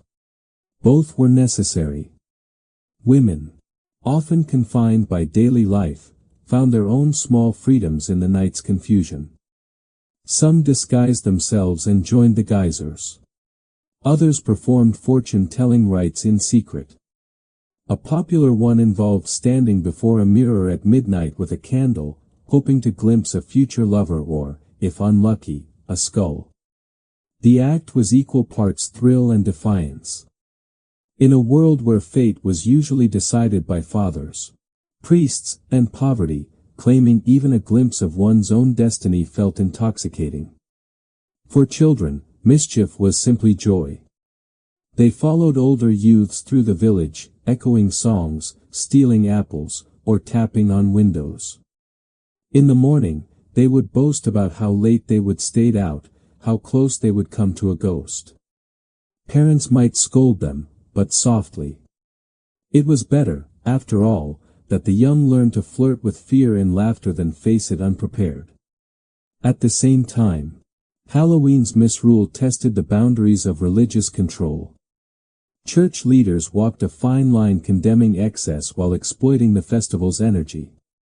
Some parishes hosted mock plays where villagers, under supervision, acted out morality tales, death confronting a proud merchant, or a trickster outwitted by a saint. These plays used humor to reinforce virtue, blending entertainment and sermon. The people got their laughter. The clergy kept their authority. But outside church walls, laughter could turn subversive. The festival became a mirror for social tension. Peasants mocked landlords by dressing as nobles or priests. Servants borrowed their masters' clothes, parading through town in imitation of power. The absurdity delighted the crowd precisely because everyone knew it was temporary. Come morning, the old order would return. But for one night, the illusion tasted like justice. The church called such antics misrule, but tolerated them because they echoed deeper cycles. Medieval life was filled with inversion festivals, days when servants played masters, when fools were crowned kings. These rituals did not threaten order. They reinforced it by letting people feel the edge of rebellion without crossing it. Halloween simply added ghosts and shadows to the mix. The night was not lawless, it was licensed chaos. Sanctioned catharsis. Yet underneath the jokes lay anxiety. Every prank carried a trace of the supernatural, a superstition that to mock death was to invite it. Some pranks were designed not just for humor but as protection, scaring spirits away by imitating them, making noise to drive off evil. The banging of pots, the laughter, the chaos, all part of an ancient logic: if the dead roam the night, best to convince them we are just as wild. The line between jest and warding blurred completely. As midnight neared, mischief often turned ritual again. The same young men who'd stolen gates or moved carts might return to the bonfire's ashes, laughing but reverent, tossing in the last scraps of wood. A hush would fall, a few final prayers muttered. They knew, in their bones, that laughter was only safe when followed by respect. Defying authority was a game. Defying the unseen world was not. By dawn, calm returned. Broken fences were fixed, missing sheep retrieved, gates rehung. Life resumed its quiet rhythm. No one spoke much about the night's disorder. It was understood. The mischief was part of the year's balance, a shadow of the same pattern that shaped harvest and hunger, feast and fasting. Even punishment, when it came, was mild, an acknowledgement that those who played too hard had simply been caught in the spell of the night. Still, authorities never stopped trying to tame it. As cities grew and parishes gained stricter control, bans on masks and late-night revelry appeared across Europe. By the 16th century, reformers viewed such customs as dangerous remnants of paganism. They preferred silence and order to laughter and ash. Yet even as rules multiplied, the instinct persisted. Mischief moved indoors, hidden songs, traveled with immigrants across oceans. In quieter forms, it became the playful side of Halloween we still know today, the trick in Trick or Treat, a faint echo of those villagers testing the limits of their world. Looking back, it is easy to see why the medieval Halloween needed its mischief. Life was hard and short. Obedience was constant. The church ruled the soul, the landlord ruled the land, and the seasons ruled everything else. A night that allowed disorder was not sin, it was balance. It let people taste freedom without breaking faith, mock power without collapsing it, and laugh at death without denying its weight. In that laughter lay something holy. It was a reminder that even in a world shadowed by plague, penance, and fear, joy could still flare up loud, foolish, human. The villagers who tipped over wagons and sang rude songs beneath the church tower were not just rebels. They were keeping alive the oldest truth of all ritual: that life, to endure, must make space for release. Without mischief, reverence turns brittle. Without laughter, faith loses warmth. So they played. They shouted into the dark, rattled their chains, turned their world upside down for a few wild hours. And when dawn came, they went back to work, soot on their faces, smoke in their hair, the memory of freedom still glowing faintly inside. In their defiance, they had renewed their faith not in authority, but in life itself. When dawn finally broke after the long night of fire, laughter, and superstition, the world seemed to exhale. The air smelled faintly of smoke and damp soil. Bonfires had burned low, leaving gray skeletons of ash across the fields. In that pale light, the mood of the village shifted. The noise was gone. The masks were gone. It was November 1st, All Saints' Day, and the sacred calm of morning replaced the wildness of the night before. For medieval people, this day was not a separate event from Halloween but its completion, the other side of the coin. Where the night was for the restless dead and the trickster living, the morning was for sanctity, remembrance, and order. It was the moment when everything that had unraveled under the moon was woven back together by prayer and ritual. The bell in the church tower tolled early, a slow, steady sound that carried over the frost-tipped fields. It called the villagers from their homes, their bodies tired, their voices hoarse from laughter and smoke.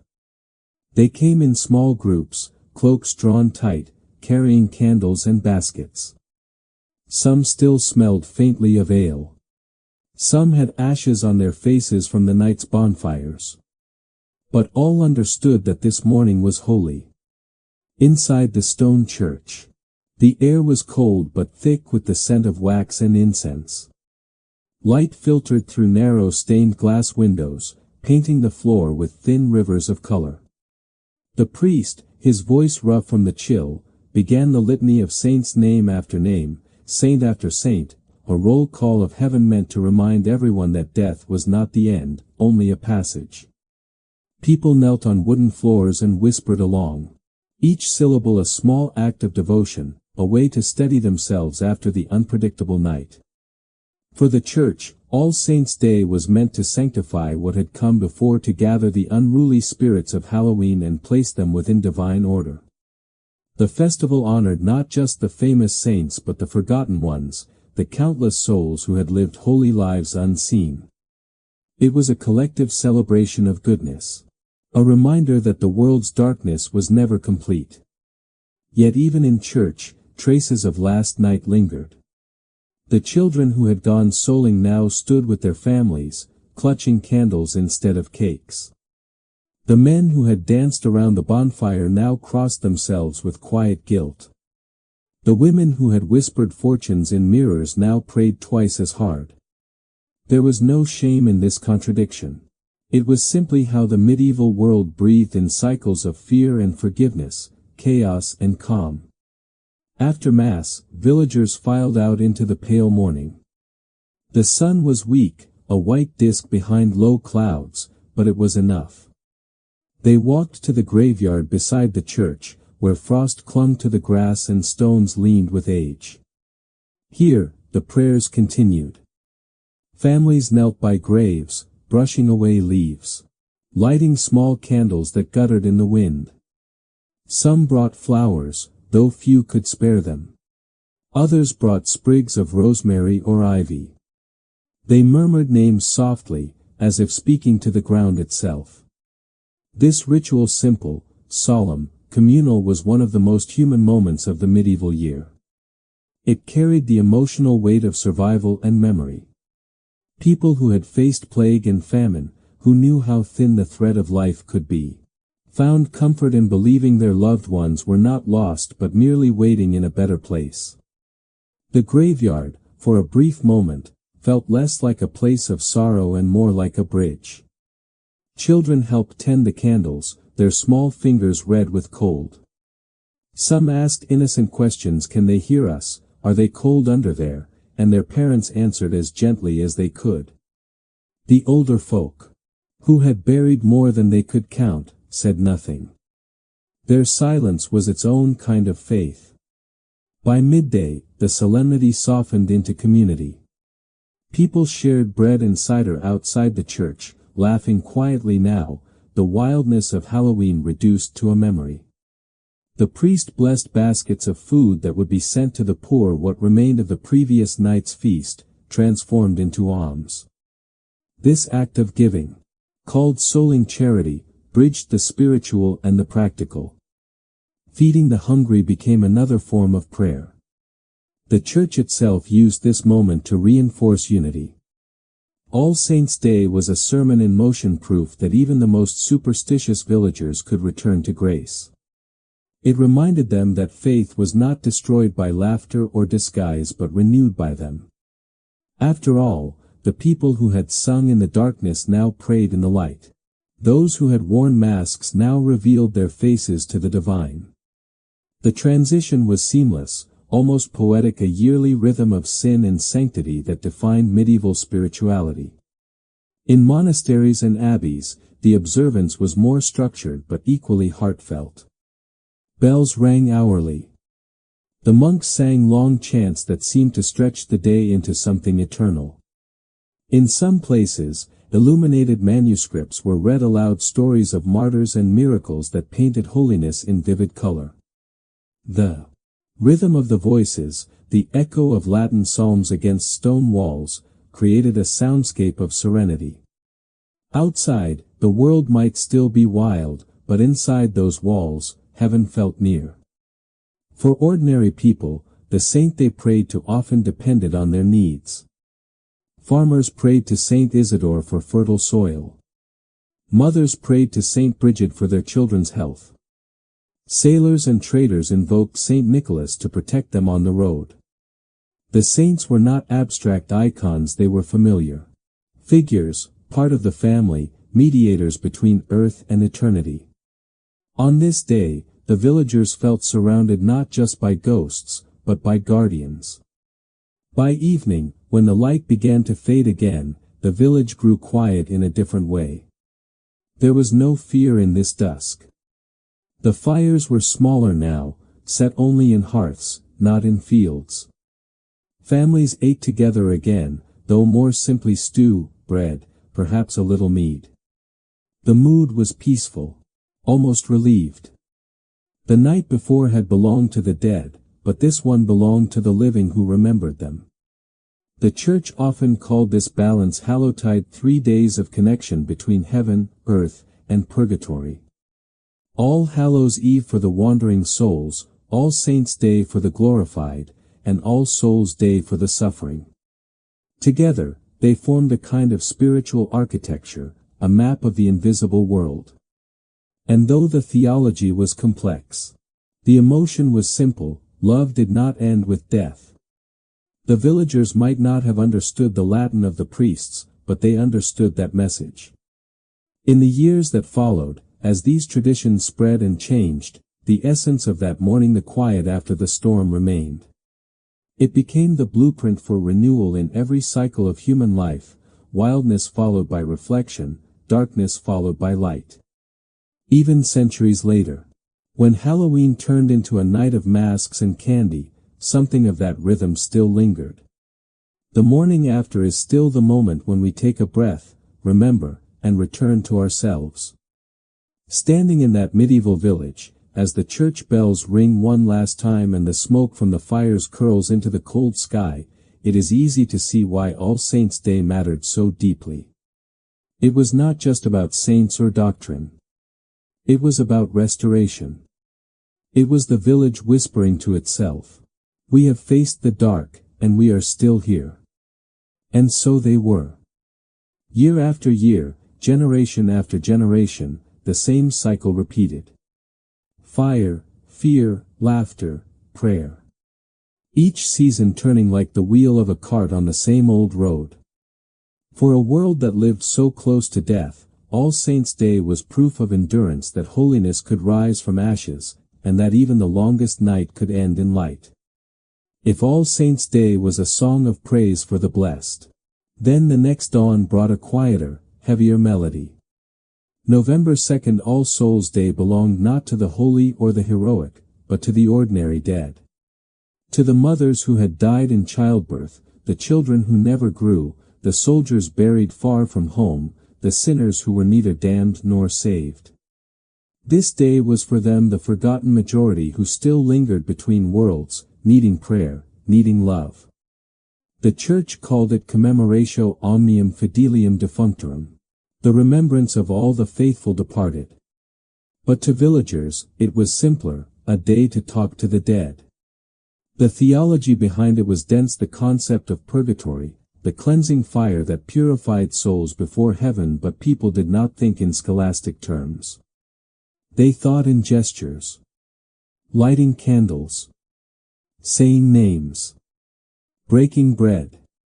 Each act was a small bridge thrown across the river that separated them from those they loved. The morning began with bells again. Slow and solemn, tolling through fog. The sound was deeper than the bright peal of feast days. It was weighted, deliberate. Each ring was a prayer, calling the lost toward peace. Villagers rose early, many still sore from harvest labor or from the revelry of Halloween, but this was a duty they never skipped. Death had touched every family. No one could pretend they were untouched. Inside the church, the altar was draped in black and purple. The candles burned lower, their light softer, almost mournful. The priest recited the Requiem Mass, his Latin echoing against the cold stone. Requiem aeternam dona eis, Domini grant them eternal rest, O Lord. The congregation murmured responses, the sound of their voices like wine through leaves. Some knelt with heads bowed, eyes closed tight, whispering personal names under their breath. Others simply stared at the floor, their thoughts wandering to the graves outside. Outside, the world seemed to match the mood. The last leaves fell from trees. Smoke hung low from hearths. Even animals were quiet.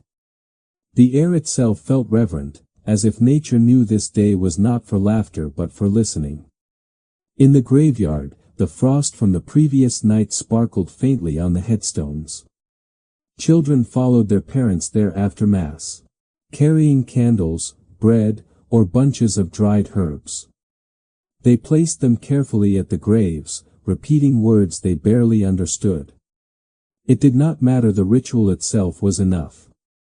For many, this day was the most personal of the entire year. Saints were distant. Souls were family. And unlike the saints, these souls still needed help. That belief shaped the emotional heart of All Souls' Day. The Church taught that prayers, masses, and acts of charity could ease a soul's suffering in purgatory, shortening its stay. So people prayed not only out of memory, but out of responsibility. The living had work to do for the dead. Offerings continued beyond candles and prayers. Food played its quiet role again. Some families baked special loaves, soul bread or dead cakes, which they distributed to the poor for the love of God and the release of souls. In some regions, each cake represented one departed person, and the baker whispered the name while shaping it. Those who received them were asked to eat and say a prayer in return, linking strangers through a chain of remembrance. Every bite, every word, was believed to move a soul one step closer to heaven. The poorest among them, who could not afford to bake or give, offered labor instead. They swept the church, cleaned the graveyard, or fetched water for others. Charity, no matter its form, was currency in this economy of the afterlife. To give was to save. To remember was to redeem. The tone of the day was not entirely sorrowful, though. Beneath the mourning ran a quiet resilience, a sense of continuity. People spoke softly but smiled often. Children played among the tombs once the prayers were done, their laughter mingling with candle smoke. Death was not denied. It was integrated into life. In medieval thought, mourning and gratitude could coexist. The dead were not terrifying strangers but invisible kin, and grief was a form of love that simply changed its shape.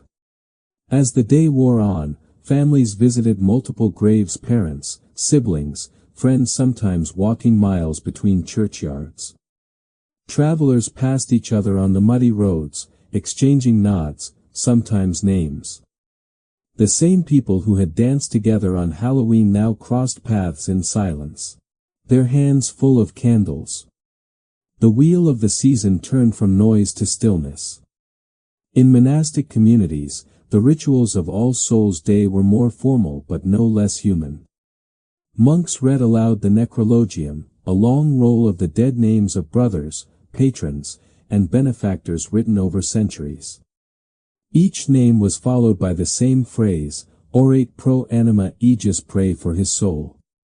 The repetition turned prayer into rhythm, almost music. As the chanting continued, smoke from hundreds of candles filled the air, and the monastery seemed to float inside a soft haze of memory. Lay people outside the cloister built their own forms of remembrance. Some carved small crosses into doorframes or marked stones with the initials of the deceased. Others burned juniper or herbs in their homes, believing the rising smoke would carry prayers upward. Bells were rung not just in churches but by hand in doorways and crossroads. Each sound meant to remind wandering souls they were not forgotten. The notion of purgatory, so central to this day, gave comfort despite its fear. It made death negotiable. Instead of a fixed judgment, it offered process a path that could be shortened through love and effort. The theology might have been complex, but its emotional simplicity was profound. You could still help the ones you had lost. That idea, more than any sermon, kept people lighting candles year after year. As evening came, the graveyard glowed faintly. Candles flickered between stones like a constellation fallen to earth. The villagers lingered, reluctant to leave. For many, this was the only time they spoke directly to their dead out loud, unguarded. Some whispered thanks. Others confessed regrets. The wind carried those fragments of speech across the field and into the dark. It was said that the souls heard and were comforted. By the time the final prayers were finished, night had returned. But this darkness felt different from Halloween's. It was not charged with fear or mischief. It was calm, familiar, the kind of darkness that invites rest. The living returned home, their steps slower now, their hearts lighter. They had done their part. The dead would rest easier. The living would sleep better. In many ways, All Souls' Day was the truest reflection of medieval faith, not in its hierarchy or its rituals, but in its intimacy. It turned theology into touch, the feel of wax melting onto skin, the scent of bread baking for a ghost, the warmth of shared silence. It showed that remembrance was not a backward-looking act but a living one, a renewal of connection across the veil. Over time, these customs would evolve. The Reformation would challenge the doctrine of purgatory. Many Protestant regions would abandon All Souls' Day altogether. Yet the instinct to remember persisted. Even when theology faded, the candles remained. Even when the prayers were replaced by quiet moments or photographs, the human need to reach backward to honor, to speak, to believe that love survives death endured. That endurance is perhaps the clearest legacy of All Souls' Day. It taught that memory is sacred labor. That every name spoken aloud becomes a small resurrection. And that even when we no longer believe in purgatory, we still believe in presence. When we light a candle, when we whisper to a photograph, when we keep a loved one's chair empty but waiting, we are performing the same ancient act, softened by time but unchanged in purpose. In that sense, the medieval villagers were not wrong. The dead do not vanish. They stay where they are remembered in story, in ritual, in the rhythm of ordinary days. The flames of their candles may have burned out centuries ago, but the light still moves quietly among us, flickering wherever love refuses to forget. When the last candle of All Souls' Night guttered out and the church bells fell silent, the season of ghosts and saints slipped quietly into memory. Yet something of it stayed woven into the habits, superstitions, and small joys that survived the centuries. Medieval Halloween did not end. It transformed.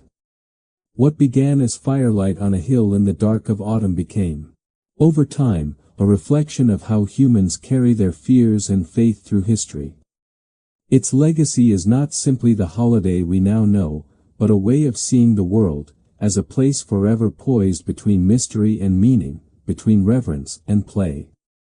In its earliest form, medieval Halloween was an instinct more than a doctrine, a shared understanding that the boundary between life and death was porous. People lived close to the soil, to the weather, to illness and hunger. Every season brought reminders that survival was fragile. The rituals of Samhain, All Hallows, and All Souls were not just superstition. They were responses to that truth. Lighting fires, baking cakes, disguising oneself, saying names, these were ways to make peace with uncertainty. When the living could not control fate, they learned to participate in it. Over centuries. As Europe's faiths blended and shifted, these customs adapted rather than disappeared. The Church gave them names and structure: vigils, masses, indulgences. The peasants gave them laughter and song. The aristocracy turned them into pageantry, with parades of masked saints and martyrs. And beneath all of it, the same old pulse beat steadily, the recognition that death was not something to be denied, but to be honored, mocked, and occasionally befriended. By the late Middle Ages, the festival season of Hallowtide, 3 days spanning October 31st to November 2nd, had become one of the most emotionally complex moments of the year. It carried grief and gratitude in equal measure. It allowed people to face loss together, to confront fear through action. Even when plague swept through towns, people still lit their candles and whispered names. When famine emptied cupboards, they still left bread on the windowsill for the wandering dead. The persistence of these gestures said something quiet but profound: humanity does not stop hoping, even when hope feels absurd. As literacy spread and written records replaced oral tradition, some of the spontaneity of medieval Halloween faded. Clerics began to standardize liturgies. Local customs were labeled superstitious. Reformers in the 16th century would later condemn the very prayers and offerings that had once been comfort. But culture is stubborn. While the theology of purgatory waned, the practice of remembrance refused to die. Families still visited graves, even if they called the act by a different name. Children still played at disguises, though the reasons were forgotten. The old energy found new outlets, slipping from religion into folklore, from folklore into festival. The transformation of Halloween from sacred observance to seasonal celebration was not a loss so much as an evolution. Each age remade it in its own image. In medieval villages, it was a communion of souls. In post-Reformation England, it became a night of storytelling and mischief. In the 19th century, Irish and Scottish immigrants carried those stories to America, where the autumn harvest, the Protestant work ethic, and the growing fascination with death and the supernatural created fertile ground for a new version of the old feast. There, the customs scattered like seeds and took root in unexpected ways. The soul cakes became candy. The geysers became trick-or-treaters. The carved turnip lanterns grew into pumpkins, brighter and less fragile. The bonfires became backyard parties. Yet behind the laughter and plastic masks, the emotional architecture remained hauntingly medieval. We still gather at dusk. We still disguise ourselves. We still play with fear as if taming it through imitation. We still knock on doors asking to be acknowledged, to be given something sweet in exchange for goodwill. Every child with a flashlight and a pillowcase is reenacting the oldest compact between the living and the dead: feed me, remember me, let me pass unharmed through the dark. The modern world has made death less visible. Hospitals replaced homes as the site of dying. Cemeteries moved beyond town walls. But Halloween, in its modern form, quietly preserves the space where mortality and imagination meet. It turns dread into art: pumpkin faces, ghost stories, costumes, and transforms anxiety into joy. That function would have been instantly recognizable to a medieval villager. They, too, turned their fears into ritual. We just use different tools: LEDs instead of torches, sugar instead of bread, masks of superheroes instead of saints or spirits. It is tempting to think that modern Halloween has lost its soul to commerce, that the original meaning has been buried under candy wrappers. But that judgment misses something subtle. What people seek on Halloween today is not so different from what they sought centuries ago: contact, release, and permission. A night to laugh at death, to wear what we usually hide, to belong to something larger and older than ourselves. Beneath the surface noise, there is still the ancient pulse of Samhain. The whisper that says, "The veil is thin tonight." Even the imagery we associate with Halloween, ghosts, skeletons, witches, black cats, has deep medieval roots. Monks once painted memento mori skulls in their manuscripts to remind readers of mortality. Cats, associated with mystery and female power, were alternately revered and feared. Witches were the Christianized echoes of older wise women, herbalists who knew how to tend both body and spirit. Every modern decoration carries a faint aftertaste of that past, a reminder that we have always needed symbols to talk about what we can't face directly. In some ways, our fascination with Halloween's darkness reveals a paradox. The medieval mind feared spirits but also accepted them as part of life. We, on the other hand, often deny the reality of death and then crave its theatrical return once a year. The costumes, the haunted houses, the horror films, they are our modern version of standing at the bonfire, letting the flames throw shadows that both terrify and comfort. We stage our fear because we no longer have rituals to contain it. Halloween fills that void, half serious, half ridiculous, entirely human. And yet, something of grace remains in it. When children race through neighborhoods, when adults gather around fire pits with cider and laughter, when candles flicker inside carved pumpkins, a quiet echo of the old prayers stirs beneath the surface.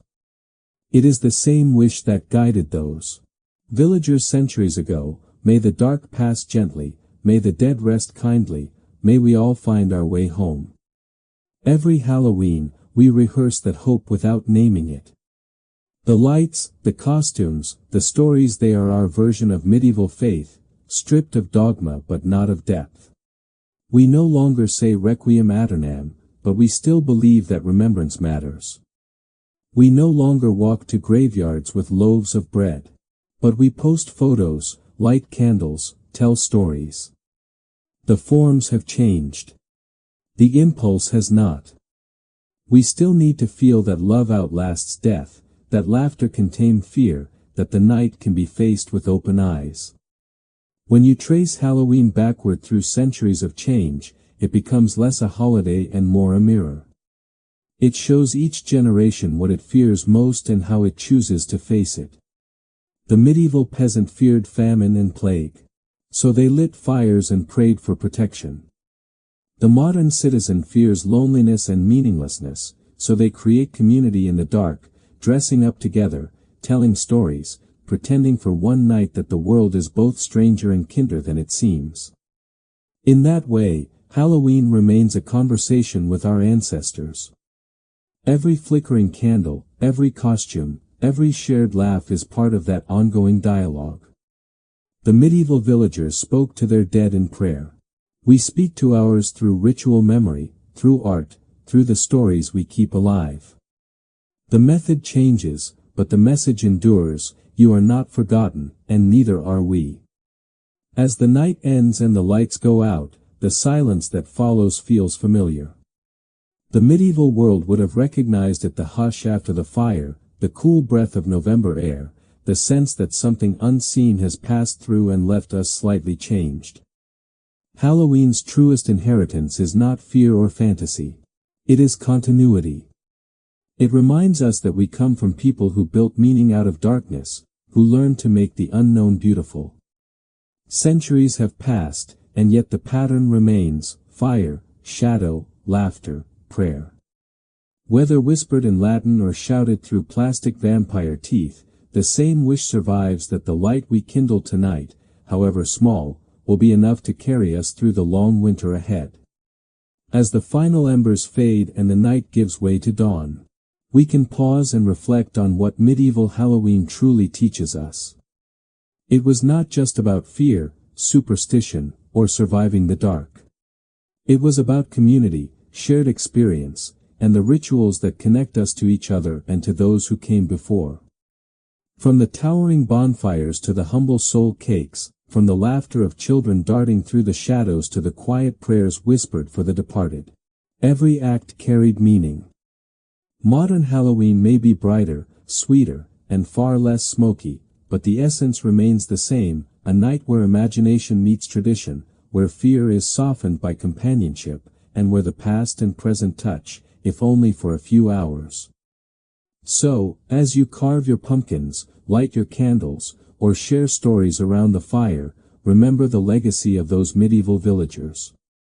They remind us that even in a world of uncertainty, a little ritual, a little laughter, and a little courage can light the way. Hold on to that sense of wonder, honor the traditions that came before, and let this Halloween be not just about tricks and treats, but about connection, remembrance, and joy. Thank you for joining me tonight on this journey through time. May your nights be full of warmth, your stories full of life, and your Halloween filled with magic both old and new. Until next time, stay curious, stay brave, and enjoy every flickering moment.